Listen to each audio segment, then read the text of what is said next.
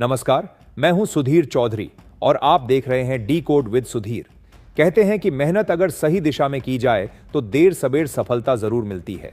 यही बात अब दुनिया की अर्थव्यवस्था पर भी लागू होती नजर आ रही है। इस साल फरवरी में जब अमेरिकी राष्ट्रपति डोनाल्ड ट्रंप ने ब्रिक्स देशों को धमकी दी थी, तभी यह सवाल उठने लगा था कि क्या गोल्ड डॉलर की जगह ले सकता है। यह सवाल बेवजह नहीं था, क्योंकि ब्रिक्स देशों के पास दुनिया के लगभग 42% फॉरेक्स रिजर्व मौजूद हैं, यानी ताकत उनके पास है। और अगर ये देश ठान लें तो वाकई डॉलर को किनारे करके गोल्ड को नई पहचान दिला सकते हैं। आज हालात कुछ उसी दिशा में बढ़ते दिख रहे हैं। ट्रंप की धमकियां उलटी अमेरिका की अर्थव्यवस्था पर ही भारी पड़ गईं। नतीजा यह है कि ब्रिक्स देशों के बीच गोल्ड की वापसी हो चुकी है और इसका सीधा असर ग्लोबल करेंसी मार्केट पर दिख रहा है।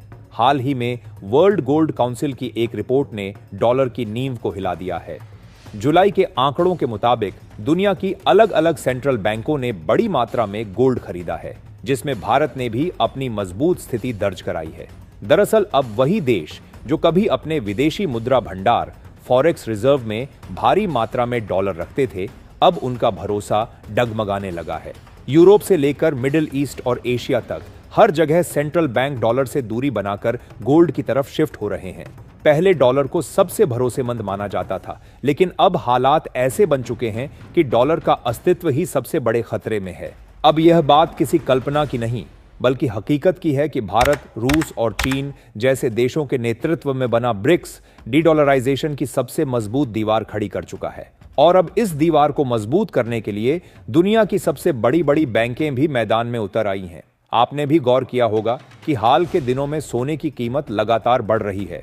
यह बढ़त केवल भारत तक सीमित नहीं है, बल्कि पूरे ग्लोबल मार्केट में गोल्ड का भाव ऊपर चढ़ता जा रहा है। वजह साफ है, सोने की डिमांड आसमान छू रही है। दरअसल जब से अमेरिका ने प्रतिबंध और टैरिफ का खेल शुरू किया, तब से दुनिया के कई देशों का भरोसा डॉलर से उठ गया। अब किसी भी देश को इस बात की गारंटी नहीं कि अमेरिका कब उसकी सेंट्रल बैंक के डॉलर रिजर्व को फ्रीज कर दे। यही डर देशों को मजबूर कर रहा है कि वे डॉलर पर पूरी तरह निर्भर न रहें। पहले डॉलर इसलिए सुरक्षित माना जाता था क्योंकि उसके जरिए अंतर्राष्ट्रीय व्यापार और लेन देन बिना रुकावट होता था, लेकिन अब हालात बदल चुके हैं। देश चाहते हैं कि उनके पास ऐसा अल्टरनेटिव पेमेंट सोर्स हो जिस पर न किसी एक देश का कंट्रोल हो और न ही प्रतिबंध का खतरा। ऐसे समय में गोल्ड सबसे सुरक्षित विकल्प बनकर उभरा है। इसी भरोसे का नतीजा है कि 2025 की पहली तिमाही में गोल्ड दुनिया की दूसरी सबसे बड़ी रिजर्व एसेट बन चुका है। जी हां, सोना अब यूरो को पछाड़ चुका है।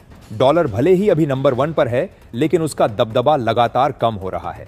डॉलर की हिस्सेदारी घटकर 42% रह गई है, जो पिछले 30 साल का सबसे निचला स्तर है।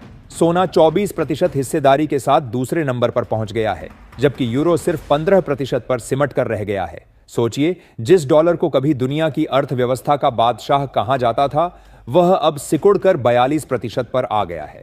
और वही सोना, जिसे इंसान सदियों से अमूल्य मानता आया है, आज फिर से ग्लोबल इकोनॉमी का असली सिकंदर बन रहा है। इसी कड़ी में वर्ल्ड गोल्ड काउंसिल ने जुलाई 2025 की ताजा रिपोर्ट जारी की है।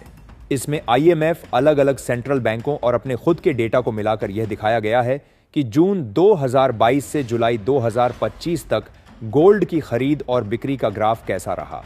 रिपोर्ट के चार्ट में ऊपर की ओर स्काई ब्लू कॉलम ये दिखाते हैं कि सेंट्रल बैंकों ने कितना गोल्ड खरीदा, वहीं नीचे बैंगनी रंग से यह बताया गया है कि कितना गोल्ड बेचा गया। अब सबसे दिलचस्प हिस्सा यह है कि जुलाई महीने में किस किस देश ने कितना सोना खरीदा है।